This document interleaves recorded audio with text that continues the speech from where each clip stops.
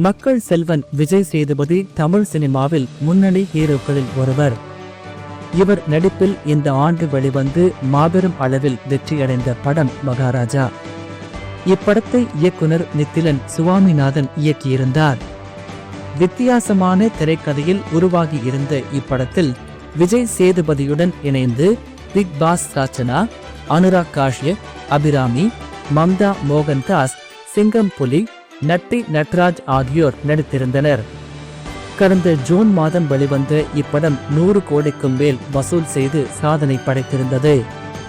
விஜய் சேதுபதியின் திரை வாழ்க்கையில் டாப் 10 படங்கள் என்று லிஸ்ட் எடுத்தால் அதில் கண்டிப்பாக மகாராஜா படமும் இடம்பெறும் என்பதில் எந்த ஒரு சந்தேகமும் இல்லை.